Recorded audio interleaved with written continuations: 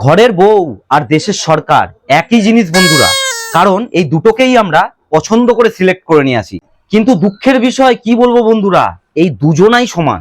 ঘরের বউও যেমন কথা শোনে না, আর দেশের সরকার তো কথা শোনেই না, এটা তো আপনারা সবাই জানেন। আর এরপরে মজার বিষয় বন্ধুরা, আমরা সরকারকে 5 বছর ছাড়া চেঞ্জ করতে পারি পছন্দ না হলে, কিন্তু এদেরকে চেঞ্জ করা সম্ভব? অসম্ভব ব্যাপার, এর তো কোনো রাইটই নাই। তবে আমার একটা কিন্তু বক্তব্য আছে, যেটা হচ্ছে সরকারের কাছে আমি এটা নিবেদন করি যে এরকম একটা আইন তৈরি করুন যাতে 5 বছর ছাড়া এদেরকেও বদল করা যায়। ঠিক আছে? এই, কি বলছিস তুই? দেখুন দেখুন অবস্থাটা দেখুন, এইরকমই হয়, উল্টোপাল্টা কথা কি বলছিস? এইরকমই হয়। আমাদেরকে বদল করবি? আমাদেরকে বদল করা আইন বের করছিস, তা তোদেরকে কে বদল করবে? হ্যাঁ, তোরা খুব ভালো। হ্যাঁ, তোরা ভীষণ ভালো না? অনেক ভালো, ভীষণ ভালো, অনেক ভালো। হ্যাঁ, সেই তো ভীষণ ভালো। আমরা অনেক সহ্য করি, অনেক সব কথা যে শুনি, সহ্যের সীমা তাই না? ত্যাগ হয়ে যায় অনেক সময়, তবুও চুপচাপ থাকি।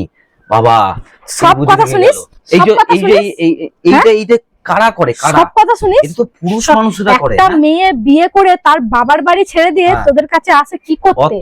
কি করতে আসে? কি করতে আসে? আমরা কি পাপটা করেছি? তোরা ছাড়িস? কি পাপ করেছি? আমরা কি পাপ করেছি? আইন বার করুক, জানো, যদি বউদের পাল্টানোর আইন বেরোয় তাহলে বড়দেরও পাল্টানো যেন আইনটা বেরোয়।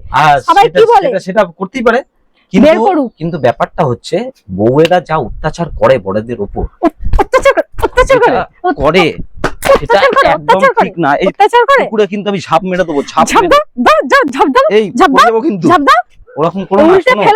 আচ্ছা, তোমাদের কি একটু মায়া হয় না গো?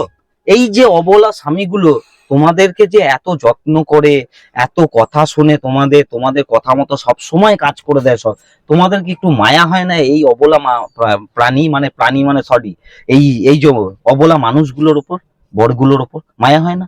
আমি সব বউগুলোকেই বলছি, কি অত্যাচার করে। তোদের মায়া হয় না? তোদের মায়া হয় না? একটা অন্যের বাড়ি থেকে যখন বিয়ে করবি, বাবা একে না পেলে আমি বাঁচবো না, একে না পেলে আমি মরে যাব, মানে এরকম করে পটিয়ে পাটিয়ে মেয়েটাকে কি করে ঘরে ঢুকাবি তখন চেষ্টা করিস। যেই পটিয়ে পাটিয়ে মেয়েটাকে ঘরে ঢুকাস, তখন তারপরে মেয়েটা ভালো না, তাই না? তার আগে সোনা মোনা কত কথা। আমার কথাটা একটু শোনো। আমি শুনবো না। এবার দেখেছো, এই হচ্ছে তোমাদের চমকানি মোড়ক, রয়্যাল বেঙ্গল টাইগার। আমরা কি ইঁদুর?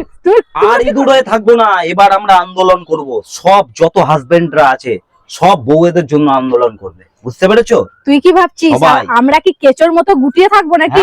নিজের বাবা মাকে ছেড়ে, বাড়ি ঘর ছেড়ে তোর সাথে যখন চলে এসেছি, হ্যাঁ, কাউরির কথা না ভেবে তোর সাথে চলে এসেছি, তোর সাথে থাকছি, সবকিছু মানিয়ে নিয়েছি, আগের জীবনটা বাদ দিয়ে দিয়েছি, এখনকার জীবনে যেরকম ভাবে চালাচ্ছি সেরকম ভাবে চলছি, তাই এটুকু জোর সহ্য করতেই হবে।